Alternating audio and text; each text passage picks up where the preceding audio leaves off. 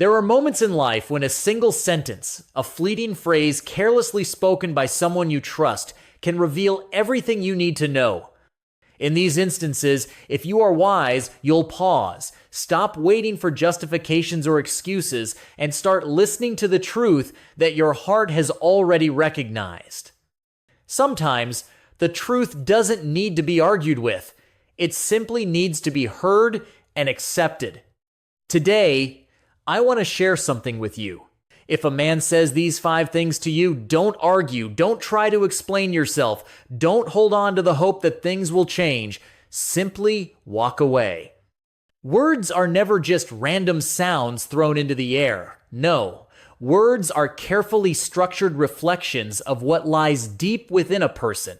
When a man speaks, especially when he speaks offhandedly or under pressure, what emerges is far more than mere chatter.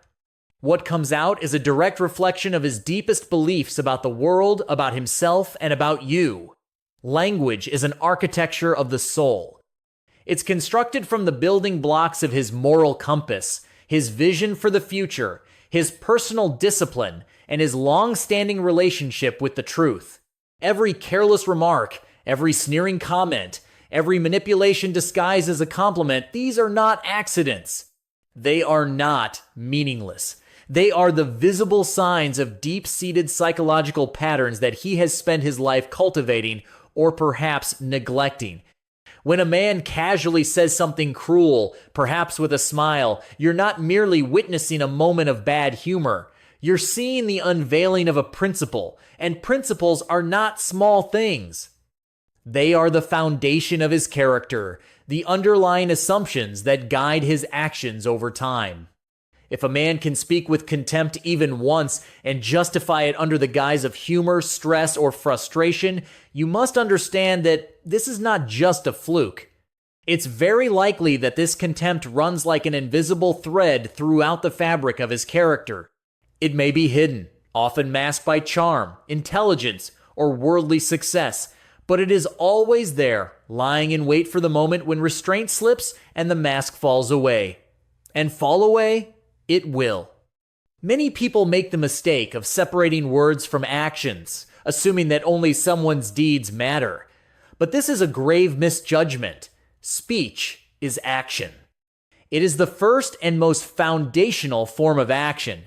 Before anyone can lift a hand to build or destroy, they must first express, in words, their vision of what should be built or destroyed.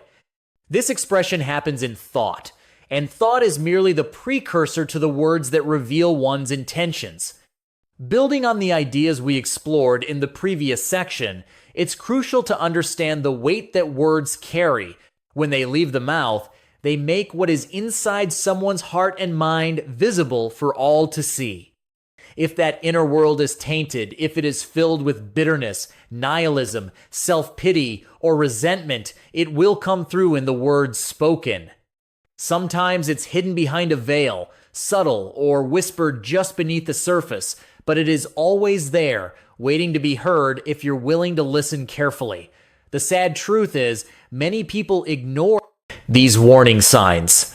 They brush off hurtful words as mere jokes. They excuse insults as mistakes. They allow disrespect under the misguided belief that what truly matters is intent, not the actual content. This, however, is a dangerous mindset. The content of what is said holds its own power, regardless of how it was intended. When someone shows the willingness to breach the basic respect owed to another person with their speech, they are signaling a deeper, more dangerous capacity to disrespect in ways that will inevitably extend beyond words. Ignoring this warning is not kindness, it's a denial of your own dignity. Recognizing the power of words means understanding that even the smallest things matter. A man who, in moments of anger or sarcasm, allows himself to belittle, objectify, or diminish you is showing you that he does not honor the sacred space between two people where true connection must exist. That sacred space can only thrive in an environment of mutual respect, truth, and careful consideration. Careless words are the prelude to careless actions. And once carelessness in speech becomes a habit, it seldom stays confined to words alone. A man's casual phrases, therefore, should never be dismissed lightly. Each word must be weighed like precious gold on a scale, because they offer us a rare glimpse into the true nature of his soul. If you listen with honesty and openness, you will hear whether the person in front of you is someone who builds or someone who destroys. Speech is not separate from character. In fact, it's the clearest and most immediate reflection of who someone truly is.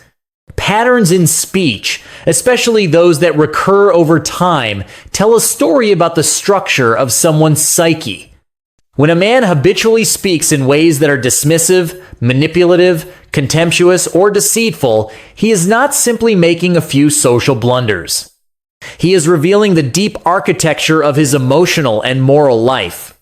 Every repeated remark, every consistent tone, every predictable turn toward cruelty or dishonesty is a marker of a well-established path in his Sula path that he has walked so many times that it has become second nature.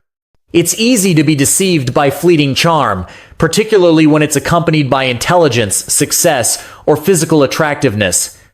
Building on the idea that words are powerful indicators of a person's true nature, let's explore how we often find ourselves caught in cycles of misunderstanding, particularly when it comes to the way we allow others to speak to us. Many people are skilled at presenting a charming facade in brief moments. They know exactly how to smile, how to flatter, and how to say all the right things in short bursts to keep your attention. But if you stay long enough, if you listen carefully, the true nature of their words will begin to reveal itself. The tone, the intent, and the frequency with which these words are spoken are the subtle markers of what kind of harvest you will eventually reap if you choose to remain in the relationship. Listening carefully to these patterns is not an act of cruelty or cynicism. On the contrary, it is a responsibility, your responsibility. It's the act of honoring yourself enough to recognize the truth while it's still soft, still small, before it hardens into the painful, unavoidable reality. Self-respect is not a luxury reserved for the fortunate. It's a fundamental necessity for survival in a world that can be indifferent, or at times, downright hostile. When a man speaks to you in a way that undermines your dignity, when his words drip with contempt, manipulation, or indifference, your first obligation is not to fix him, understand him, or justify his behavior. No, your highest priority is to protect yourself. You owe it to the part of you that still hopes, that dreams, that strives for something better. You owe it to the resilient core of your being that depends on you to defend it from degradation. Far too often, people confuse compassion with self-abandonment. They believe that by being patient, tolerant, and forgiving enough, they can inspire the person who mistreats them to change. But this is a dangerous illusion. When you allow another's disrespect to go unchecked, you are teaching yourself that your own feelings don't matter, that your perceptions aren't valid, and that your pain is something to be dismissed. Over time, this approach erodes the very foundation of your self-worth. You begin to doubt your instincts, rationalizing away the small betrayals. You start participating in your own diminishment. A man who speaks with cruelty or carelessness is not simply showing you his personal flaws. He is revealing how he sees you and how he views human beings in general. He is telling you that in his internal hierarchy, power, ego, or comfort are far more important than kindness, truth, or respect. Staying in the presence of such speech without setting boundaries is a silent affirmation of his view. By doing nothing, you are silently agreeing that your dignity can be sacrificed for his temporary satisfaction. It's like lowering yourself to the level of his dysfunction, allowing his disordered narrative to become your own. Self-respect, on the other hand, acts as a shield. It prevents you from being ensnared by the false hope that you can love someone into wholeness. It stops you from twisting yourself into knots, trying to prove your worth to someone who has already chosen to disregard it. It protects you from confusing endurance with virtue and martyrdom with moral strength. Walking away from disrespect is not cruelty. It is an act of allegiance to your own soul. It's a declaration that your well-being is more important than the approval of someone who is willing to diminish it. Building on the understanding of self-respect and protecting your dignity, let's delve deeper into the challenge of recognizing harmful patterns and refusing to be an accomplice in your own undoing. There is a great temptation to minimize the impact of harmful words, to convince yourself that they were just a bad day, a moment of frustration, a poor choice of expression. And sometimes, yes, that may be true. But if you are willing to look closely, a pattern will emerge. Disrespect is rarely a one-time event. It tends to resurface time and time again, woven into different conversations, disguised in varying tones, but always carrying the same corrosive message: that you are less, that you are small, that you can be controlled, ignored, or diminished.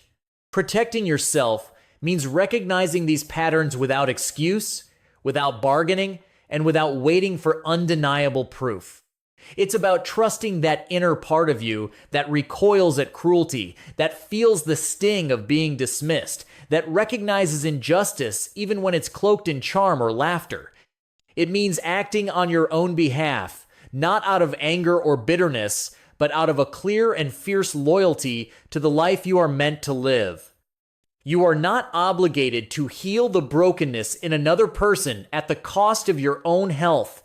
You do not have to bear the weight of someone else's unresolved bitterness or confusion. You are not meant to stand by in silence while your spirit is chipped away, word by word, moment by moment.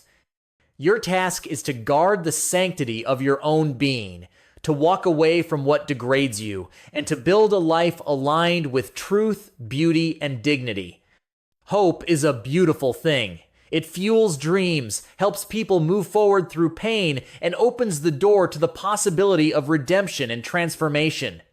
But when hope becomes disconnected from reality, when it clings to fantasy rather than facts, it turns into a trap.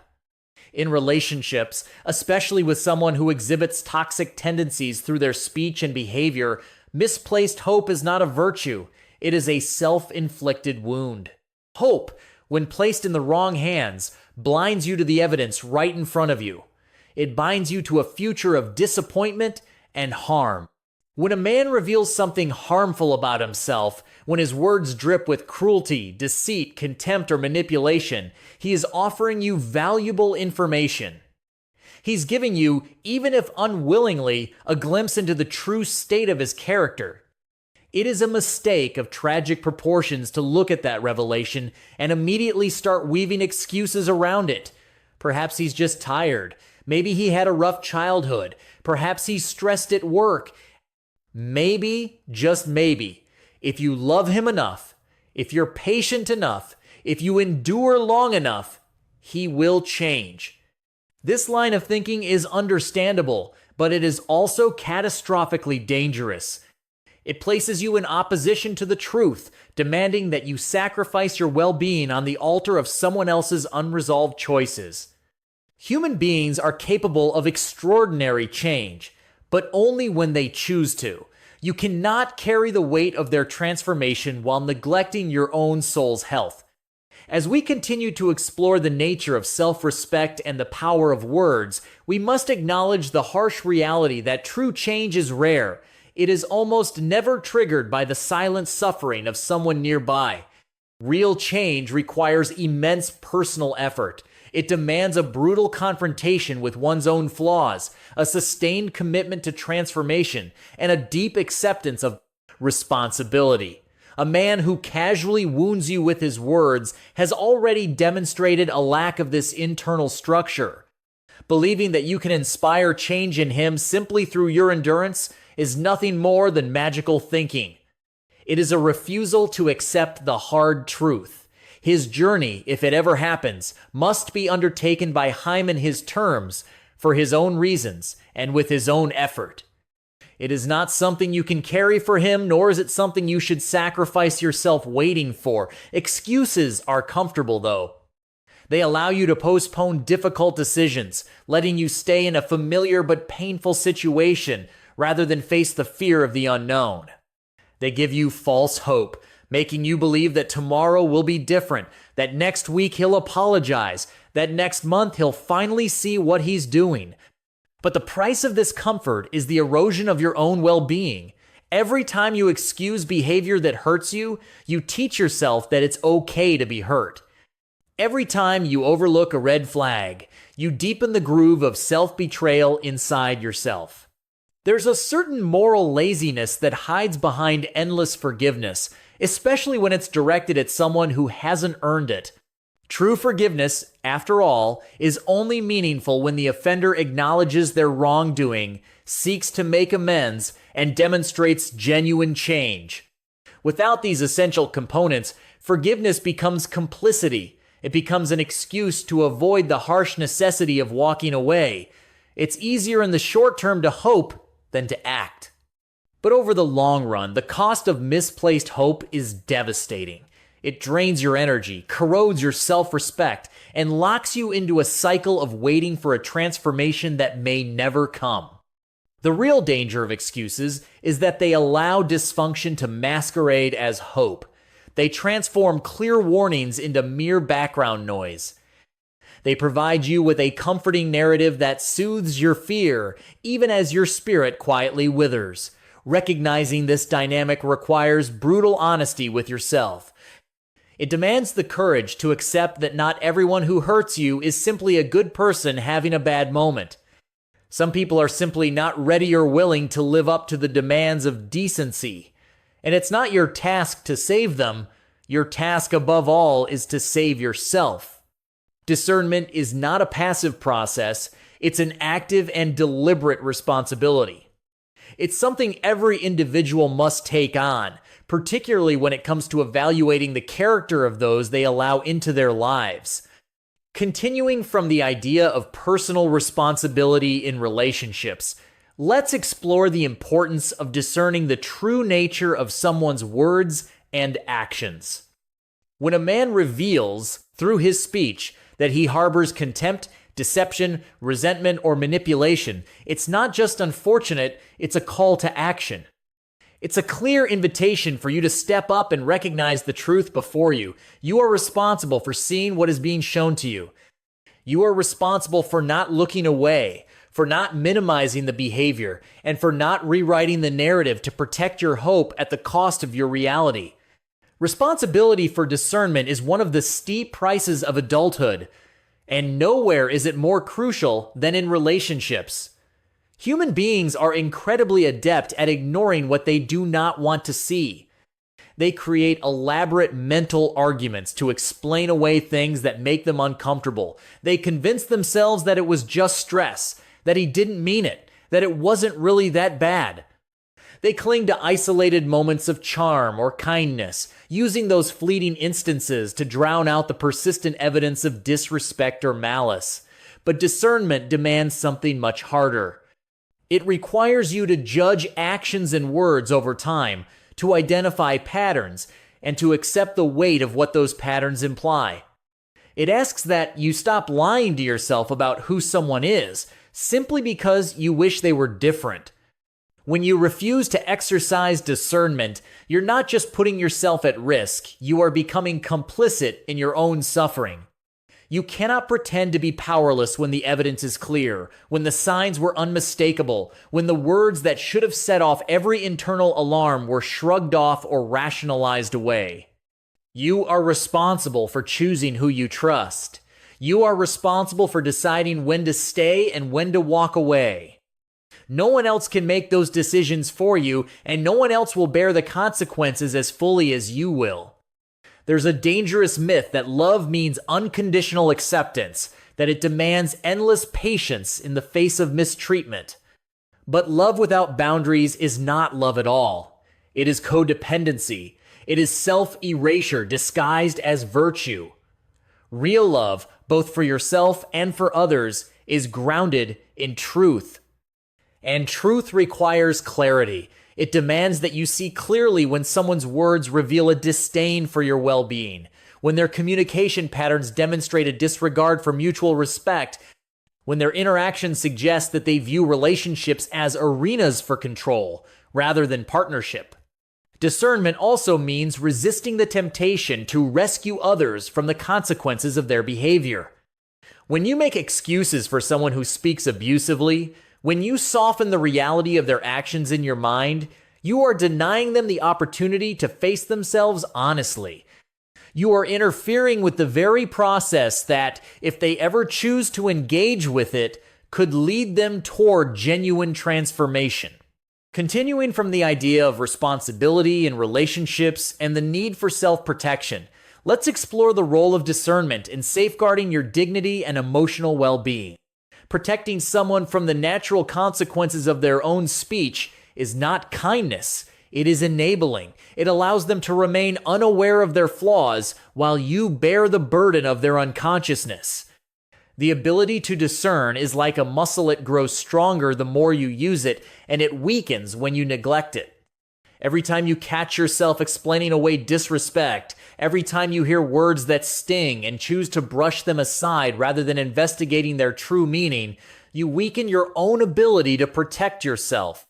But every time you face the uncomfortable truth, every time you act on your perceptions rather than your fantasies, you strengthen your capacity to build a life grounded in reality. You are responsible for noticing when someone shows you who they really are. You are responsible for believing what you see and hear, not what you wish were true. You are responsible for the standards you set and the boundaries you enforce. Discernment is not cruelty, it is wisdom. It is the shield that allows love, respect, and genuine connection to thrive by refusing to accommodate deceit, contempt, and emotional violence. Walking away is not an act of anger. It is not an act of revenge. It is the natural and necessary consequence of recognizing that certain standards have been broken beyond repair. When a man repeatedly uses language that demeans, manipulates, lies, or belittles, and when those patterns become undeniable, walking away is the final, essential assertion of your self-respect. It is the outward expression of an inward decision, the decision to refuse to build your life in the presence of decay, to refuse to compromise the foundations of your dignity for the comfort of staying connected to someone who has made it clear that they will not honor you. Walking away requires courage because it demands that you choose short-term pain over long-term devastation. It forces you to stand against your own desires for connection, for hope, for the fantasy that things will improve if you just hold on a little longer. It's easy to cling to what is familiar, even when it is harmful. It's easy to convince yourself that enduring mistreatment is noble, that loyalty means staying even when you are being damaged. But true loyalty begins with loyalty to the truth and to your own highest good. Without that foundation, loyalty to others becomes misplaced and toxic. Many people fear that walking away makes them weak or selfish. They fear being judged for not trying hard enough, not forgiving enough, not sacrificing enough. But this fear is rooted in a misunderstanding of strength and love. Strength is not staying in a situation where you are being destroyed. Strength is knowing when a situation is beyond saving and having the will to remove yourself from it. Love is not about giving endless chances to someone who has shown that they will not change. As we continue from the idea of self-respect and the courage to walk away, let's dive deeper into the emotional complexity of choosing to leave a harmful relationship. Love is not simply about enduring mistreatment. Love is knowing when to reserve your heart for those who are capable of cherishing it. And yet, the act of walking away is often accompanied by a kind of grief. You are not just leaving a man behind. You are leaving behind the future you imagined with him. You are burying the hope that he might one day become the man you glimpsed in those rare moments of kindness or vulnerability. You are surrendering the story you told yourself about what this relationship could be. That grief is real, and it must be honored. but it cannot be allowed to keep you shackled to something that harms you. Mourning the loss of a dream is painful, but living every day in the slow erosion of your spirit is far worse. Walking away sends a powerful message not only to the person you are leaving behind, but also to yourself and the world around you. It declares that you are not available for mistreatment. It establishes a standard that will echo through your future relationships, shaping the people you attract and what you are willing to accept.